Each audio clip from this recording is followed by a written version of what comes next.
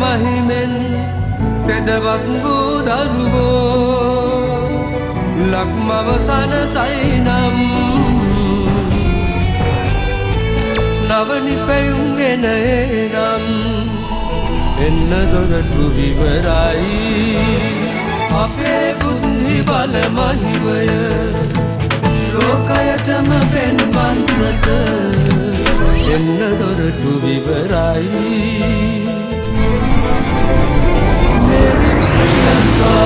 නව නිපැයුම් තුළින් ජාතිය ගොඩනගමු ශ්‍රී ලංකා නව නිපැයුම් කරුවන් එකොන්සම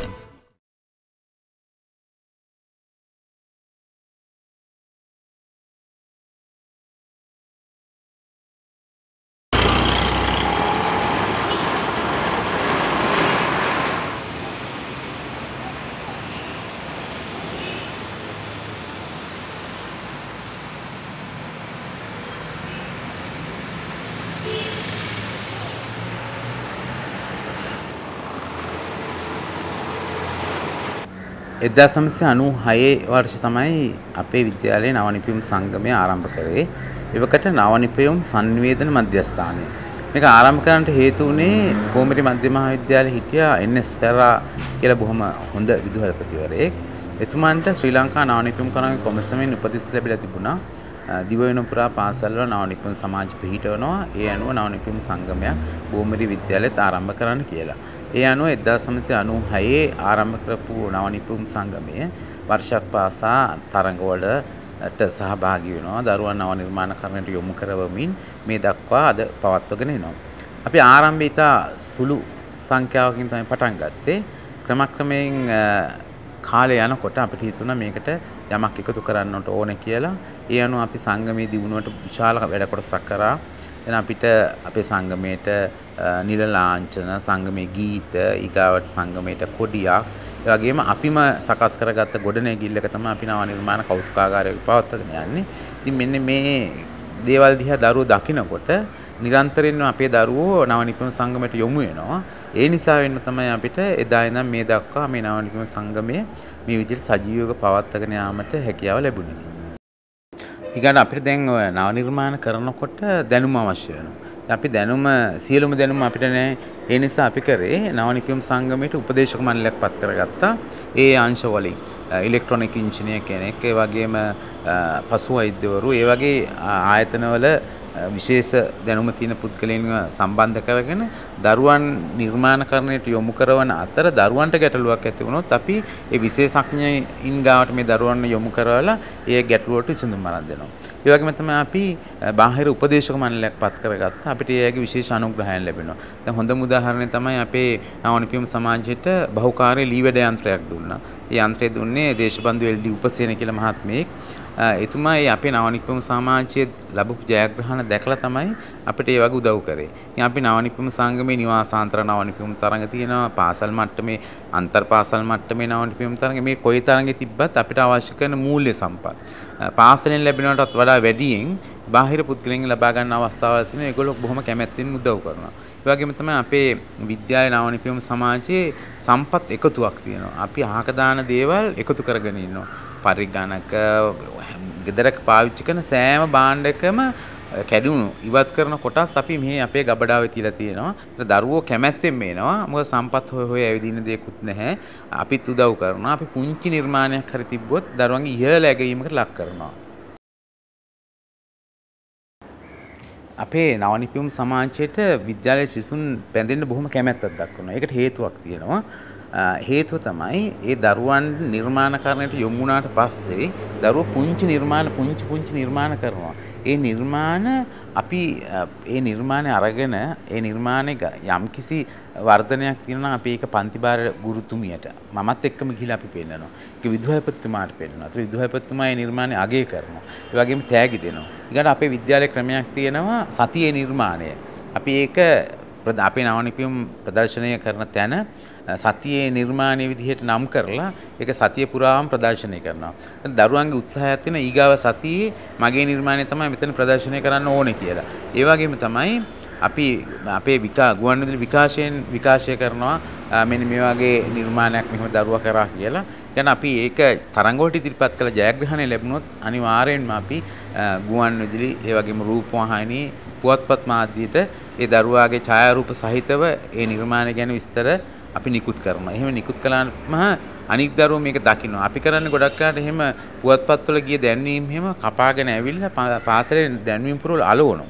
ඇලෙව්වහම ඒ දරුවෝ පොර කකා බලනවා මේක මේ හරි වටිනවා කියලා. ඉතින් ඒගොල්ලොත් උත්සාහ කරනවා ඊගාව අවස්ථාවේදී මම තමයි මෙතෙන්ට එන්න ඕනේ, මම තමයි මගේ ෆොටෝ එක තමයි මෙහෙම තියෙන්න ඕනේ කියලා. දැන් හොඳ උදාහරණයක් කියන්න මම සමහර දරුවෝ නිර්මාණ කරනවා. ඉතින් පුංචි ඒවා කරනවා, වරදිනවා.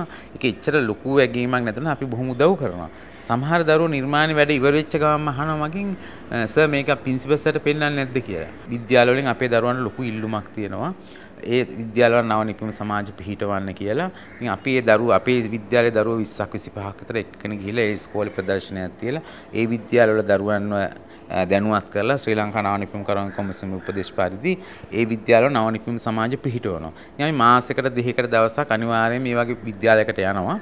ඉතින් අර පන්ති කාමරේටම කොටු වෙලා ඉන්න දරුවෝ එතනින් මිදිලා පුංචි සහනයක් නිර්මාණශීලී චින්තනයක් ඇති වෙන එක ගැනත් දරුවෝ බොහොම ප්‍රබෝධයෙන් ඉන්නවා. ඉතින් ඒ දරුවෝ තව තවත් අපිට සම්බන්ධ වෙනවා.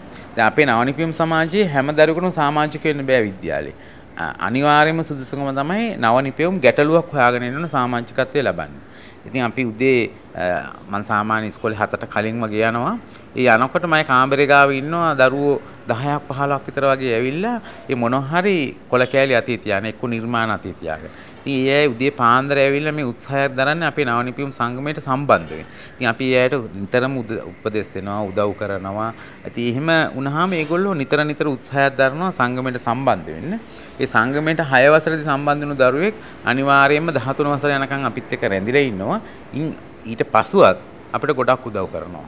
ඉතින් ඒ නිසා අපි විශේෂ වැඩසටහනක් කරා යන මේ නව නිපැයුම් සංගමේ දීර්ඝකාලීනව පවත්වාගෙන යන්න අකණ්ඩව. මේ වන්ට අපේ සංගමේ නව නිපැයුම් කොච්චර කළා තියෙනවද කියන එක ගැන අපිට හිතන්න තමයි තරම්. මොකද අවුරුදු 1996 ඉඳන් මේ වෙනකොට අපි අවුරුදු 17ක් වයසයි. මේ ආරම්භයේ සිට අද දක්වාම ඉන්නේ මම. ඉතින් අපිට මතකයි එදා පුංචි කාලේ මේ යන්තම් ටෝච් බැටරි කෑල්ලකට බල්බයක් අල්ලගෙන මා ගාවට අරන් ආපු නිර්මාණකරුවෝ අද ඉංජිනේරුවන් වෙලා සමාජ ඉහළ තලවල වැංජබෙනවා. ඉතින් ඒක නිසා අපිට සංඛ්‍යාත්මකව හරි අමාරුයි කියන්නේ මෙච්චරක් කියලා. නමුත් මෙතෙක් අපිත් එක්ක නිර්මාණ කරපු දරුවන් අතරින් අද ඉන්නවා. අපි ජයග්‍රහණ ලැබලා තියෙන ලෝකේ ප්‍රථම ස්ථාන. දෙපයින් වැඩ කරන පරිගණක මවුසයක් නිර්මාණය කළ ටී.ඩී. ප්‍රසාද් පත්මරංග ශිෂ්‍යයා 2008 අවුරුද්දේ ලෝකේ ප්‍රථම ස්ථානය දිනාගත්ත. යාට ප්‍රථම ස්ථාන සම්මාන 2ක් ලැබුණා. ඒ වගේම තමයි අපේ මේ රට නියෝජනය කරමින් ශ්‍රී ලංකා නව නිපැයුම් කරවන කොමිසමේ අනුග්‍රහයෙන් තමයි මේ දරුවෝ සියලු දෙනාම රට ගියේ. රට නියෝජනය කරමින් කවිෂා කෞශල්‍ය, ශාලිත මදුමාධව අමරසිංහ, ජයසංග දුෂාන් අබේ ප්‍රේම, ටී.ඩී. ප්‍රසාද් පත්මරංග ඒ වගේ දරුවෝ ගණනාවක් මේ පිටරට පවත්වන තරඟ වලට ගිහිල්ලා ඒ වෙනුත් ජයග්‍රහණ ලැබලා තියෙනවා. ඉතින් අපි දැන් බලන්න ඕනේ පාසල් අවදියේ නිර්මාණ කරන දරුවා විශ්වවිද්‍යාල අධ්‍යාපනයට ගියාම මොනවද කරන්නේ? එතනින් එහාට ගියාම මොනවද කරන්නේ කියලා. මම දැක්ක හොඳම දේ තමයි පාසල් අවදියේදී අපිත් එක්ක නිර්මාණ කරපු දරුවෙක් විශ්වවිද්‍යාල අධ්‍යාපනයට ගියත් ඉන් පල්ලෙහා නතර වුණත් ඒගොල්ලෝ කැමති නැහැ කාගාවත් යටතේ රස්සාවක් කරන්න. බොහෝ විට ඒගොල්ලෝ උත්සාහ කරන්නේ එයා ලබාගත් දැනුම ලබාගත් අත්දැකීම් භාවිතා කරලා තමන්ගේම නිර්මාණ කරගෙන ජීවත් වෙන්න. දැන් අපි මේ වගේ හොඳ උදාහරණ තියෙනවා. නාරද දේශප්‍රිය වීරකෝන් කියන ශිෂ්‍යයා අපිත් එක්ක නව නිර්මාණ කරා. මෙයා මේ වෙනකොට යා මේ රජයේ පොත් මුද්‍රණය කරමින් පවතින මුද්‍රණ ආයතනයක් පවත්වාගෙන යනවා. මේ මුද්‍රණ ආයතනයේ අවශ්‍ය කරන එක් යන්ත්‍රයක් දෙකක් හැර ඉතුරු සියලු නිර්මාණයගේ නව නිපැයුම්. ඉතින් ඒ වගේ දරුවන් ගොඩ විශාල සංඛ්‍යාවක් ඉන්නවා. දැන් අපිත් එක්ක ඉහළ තලයේටම නව නිර්මාණ කරපු දරුවෝ ස්ථිර කියන රැකියාවක කොටු වෙලා හිර වෙලා ඉන්නේ. තමන්ගේම නිර්මාණ කරලා ඒ දරුවන් ආර්ථික අතින් අපි වගේ ගොඩාක් ඉහළට ගිහිලා තියෙනවා. ඉතින් ඒක නිසා මේ දරුවන් පාසල් අවදියේදී නව නිර්මාණකරණයට යොමු කිරීම අධ්‍යාපනයේ කිසිදු බාධාවක් නෙමෙයි. මම තව උදාහරණයක් කියන්නම්. අපේ විද්‍යාලයේ හිටිය එක දරුවෙක් 8 වසරේදී වගේ තමයි අපිට මේ දරුවා සම්බන්ධ වුණේ. සමහර ගුරුවරු කව මැටි මෝලක් කියලා. ඒ මැටි මෝලක් කියලා කියන්නේ කියන දෙයක් තේරෙන්නේ නැහැ, කියන දෙයක් කරන්නෙත් නැහැ. මම කව මට ඕනේ මේ වගේ දරුවෝ තමයි කියලා අපි ළඟට ගත්තා. ළඟට අරගෙන ඒ දරුවට පුංචි පුංචි ඇගේම් දිදි එහෙම ඉස්සරහට ගන්නකොට හිතා ගන්න අමාරු වුණා අපේ දරුවා අධ්‍යාපනයෙන් දියුණුවනවා. නිර්මාණ පැත්තෙන් දියුණුවනවා. ඉතින් ඒ දරුවා අන්තිමට මේ රට නියෝජනය කළ පිටරට තරඟවලටත් සහභාගී වුණා.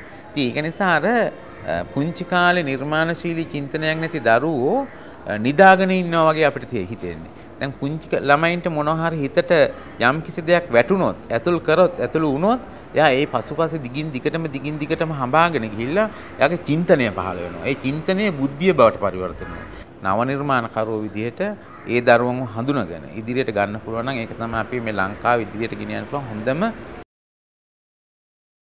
නව නිර්මාණ කරන දරුවා දිහා බැලුවාම අපිට පේනවා ඒ දරුවෝ හැමතිස්සෙම වෙනස් දෙයක් දකින්නේ. අලුත් දෙයක්. දැන් අපි අත්පුඩියක් ගහනකොත් ඔක්කොම දරුවෝ එකම හඬකට අත්පුඩියක් ගහනකොට ඒ දරුවට තියෙන වෙනස්ම රිද්මයක්.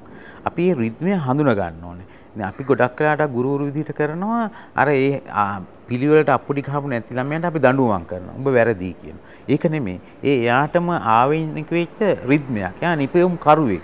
අපි එයාව අරගන්න ඕනේ. එයා අරගෙන එයාට ඒ ආවෙනික වෙච්ච දේ ගැන පොඩි ගවේෂණයක් කළොත් සමහරවිට හොඳ නිර්මාණශීලී පුද්ගලයෙක් බිහි කරන්න පුළුවන්. මේ නව නිර්මාණ කරන දරුවෝ හැමතිස්සෙම වෙනස් කරනවා. ඒ ළමයා දකින්නේ පෑන විදිහට නෙමෙයි වෙනස් විදිහකට. එයා හොයනවා මේ පෑනෙන් වැඩ දෙකක් ගන්න බෑද? මේකෙන් තුනක් කරන්න බෑද? මේ වැඩ දෙක තුනම එකට කරන්න බෑද? අන්න එයා තමයි නිර්මාණශීලී පුද්ගලයා. මේ නිර්මාණශීලී පුද්ගලයා හැමතිස්සෙම එයා තනියෙන් ගොඩාක් වෙලාට හුදකලා වෙලා කල්පනා කරන්න උත්සාහයක් දරනවා. අපිට ඒක තේරෙනවා. ගැටලුවක් හම්බුනහම එයා තනියෙන් කල්පනා කරනවා. ඉතින් එන්නේ මේ වගේ දරුවන් අපි හඳුනා ගන්න ඕනේ. ඒ හඳුනගෙන ඒ දරුවෝ අපි ළඟට ආවහම අපි ඒ දරුවන්ව බොහොම ආදරෙන් ලං කරගන්න ඕනේ. ආදරෙන් ලං කරගෙන දරුවන්ට කරුණු පැහැදිලි කරොත් අපිට ගොඩාක් ඒ නිර්මාණ පැත්තට දරුවන්ව යොමු කරවන්නට පුළුවන්. ඒ වගේම තමයි අපිට මේ ලංකාව දියුණු කරන්න නම් මම හිතන්නේ ශ්‍රී ලංකා නව නිර්මාණකරුවන්ගේ කොමිසම ගත්ත බුද්ධිමත්ම තීරණයක් තමයි පාසල් පද්ධතිය තුල නව නිපැයුම් සමාජ පිහිටවීම. ශ්‍රී ලංකා නව නිර්මාණකරුවන්ගේ කොමිසම එදා කරපු වර්තමානයේ කරන බුද්ධිමත්ම දේ තමයි පාසල් පද්ධතියට නව නිර්මාණ ඇතුල් කරලා පාසල් දරුවන්ගේ සිත් තුළ නව නිපැයුම් පිළිබඳ සිතිවිලි පහළ කිරීම. ඒ තුලින් අපේ ජාතික නිර්මාණ පද්ධතියට දැන් නව නිර්මාණ එකතු වෙලා තිබෙනවා. ශ්‍රී ලංකා නව නිර්මාණකරුවන්ගේ කොමිසමේ නිලධාරි මහතුරුන්ගේ කොමසාරිස්තුමාගේ කැපවීමත් ඉතා ඉහළින් බලපානවා. ඒ වගේම තමයි මේ අවස්ථාවේ විදුහල්පතිවරු ගැනත් කියන්න ඕනේ. දැන් අපේ විද්‍යාලයේ විදුහල්පතිවරු 4 දෙනෙක් යටතේ මම වැඩ කරා. මේ විදුහල්පතිවරු 4 දෙනාටම නව නිර්මාණ කියන්නේ වස්තුවක් වුණා. ආභරණයක් වුණා. ඒ විදුහල්පතිවරු හැමතිස්සෙම කියලා කතා කරන්නේ මගේ විද්‍යාලයේ නව නිර්මාණ. මගේ විද්‍යාලයේ නව නිපැයුම් කරුවෝ මෙහෙම ඉන්නවා කියලා. ඒ අභිමානයෙන් විදුහල්පතිතුමාට පෙන්වන්න පුළුවන් ශිෂ්‍ය පරපුරක් ඇති වෙනවා. ඉතින් ඒක නිසා මා විශේෂයෙන් ඉල්ලා සිටිනවා ශ්‍රී ලංකා නව නිර්මාණකරුවන් කොමිසමෙනුත් ඒ වගේම විශ්වවිද්‍යාල පද්ධතිය අපිට උදව් කරා. ඒ නව නිපැයුම් කරුවන් කොමිසම හරහා මොරටු විශ්වවිද්‍යාලයේ පරීක්ෂණ පහසුකම් දුන්නා. කැලණිය විශ්වවිද්‍යාලයේ පරීක්ෂණ පහසුකම් දුන්නා. සමහරවිට මොරටු විශ්වවිද්‍යාලයට අපේ දරුවෝ ඇතුල් කරාට පස්සේ ඒ දරුවන්ට අවශ්‍ය කරන ආම්පන්න පවා නොමිලේ ලැබලා දුන්නා. ඉතින් අපි ඒවා මේ අවස්ථාවේදී බොහොම ආදරෙන් සිහිපත් කරනවා. ඉතින් අපි ඉල්ලීමක් කරනවා මේක ටිකක් සංකීර්ණ ක්‍රියාවලියක්. ඒ වුණත් අපි ජාතියක් වශයෙන් ඉස්සරහට යන්න ඕන නම් මේකට කවුරුන් හෝ පණ දෙන්න ඕනේ. අපි කතා කරගෙන ඉඳලා හරියන්නේ. ඒක නිසා මේ පාසල් පද්ධතිය ඉන්න ඉතා නිර්මාණශීලී දක්ෂතා තියෙන දරුවෝ සමහර වෙලාවට මම කලින් කිව්වා වගේ අපස සාමාන්‍ය පෙළ අසමත් වෙන්න පුළුවන්. ඊගාවට උසස් පෙළ අසමත් වෙන්න පුළුවන්. විශ්වවිද්‍යාල පළාතක එන්න හම්බෙන්නේ නැති වෙන්න පුළුවන්. ඉතින් අපි මොකක් හරි අර නිර්මාණශීලී චින්තනයක් තියෙන දරුවෝ ටිකයි විශ්වවිද්‍යාලයේ අධ්‍යාපනය ලැබලා උපාධි අරගෙන ඉන්න ඉංජිනේරුම ඒ දරුවෝ ටිකයි මේ එකතු කරලා අපිට මොකක් හරි වැඩසටහනක් හදන්න පුළුවන් නම් අපිට නිර්මාණශීලී සමාජයක් ගොඩනගන්නත් පුළුවන් වෙයි.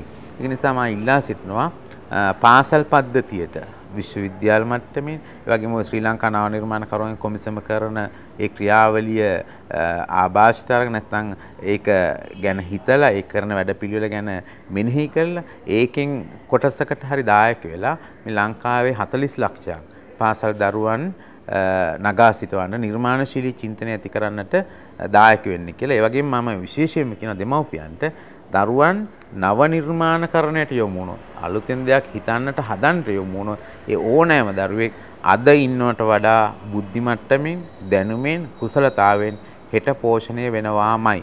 මම මෙහෙම කියන්නේ මගේ අවුරුදු 17ක අත්දැකීම් තුලින් ඔව් දින ඉදිරියට යනවා.